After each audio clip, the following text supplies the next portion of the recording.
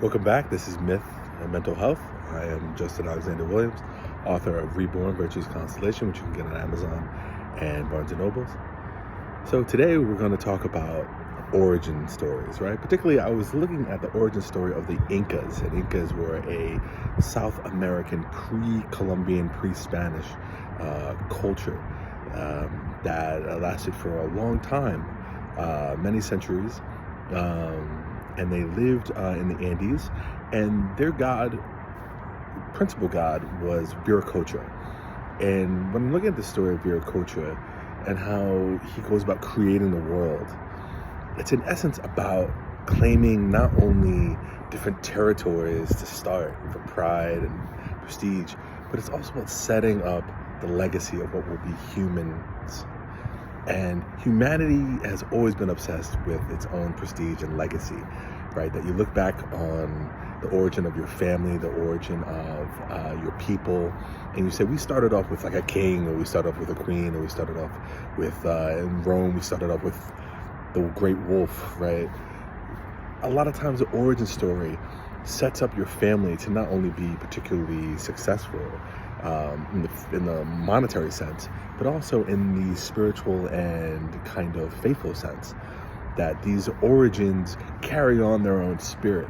In Norse traditions, or at least in Norse religion, what we do know about the pre-Christian era is that they considered a part of the self, the identity, to not just be the mind and the skin and your spiritual attendant, but also the luck that you pass down piece by piece, family member to family member, over generations. But some of us don't want to look at our origin stories. Some of us say, our origin stories, like my own, are filled with some disappointments and hardships. People have abandoned us, people abused us, people didn't do right by us. What do we do with an origin story that is particularly toxic, that is not like Viracocha's? Perhaps it's the opposite, right? Started by someone like a Hades or something like that, a nefarious character. Well, what you can do in that situation is understand that there's always renewal in life. And that just as Viracocha came and started the world, right? In many South American religious traditions, that's not the first world. There are worlds before that, and there will be worlds after that. And what that does is gives us a chance to be our own Viracocha, to be the own start of our own legacy and our own line with positivity and productivity.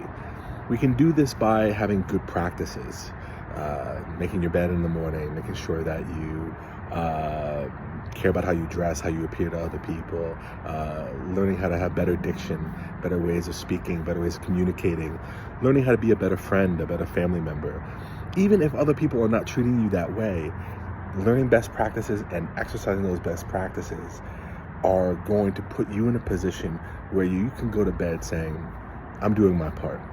And as long as you're doing your part, I think life tends to reward you. I think life tends to look at you and say, you're a person that is putting in the effort to be your best self, and you're going to manifest and bring other best selves to you.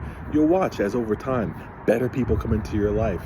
You'll watch as over time, better things come into your life and better opportunities. Not simply because it's cosmic, because it's just simple actions and simple acts of improving the internal capacity to create not only a legacy that will last from generations, which it should, but a legacy that will last for your own lifetime as you go through your own cycles and go through your own processes. Best practices and doing the little things are what create the big things, and the big things are what create those milestones or moments, like Viracocha, where you go and you throw your own spear into a lake or something like that, and you say, this is mine, right? And as you go on in life, you'll be able to have your own opportunities to say, this is mine, and to claim it powerfully. A lot of people think that with glory and claiming things, that it has to always be about something else. Don't take credit. Take credit. Embrace the credit. And when you do that, I think the world smiles at you.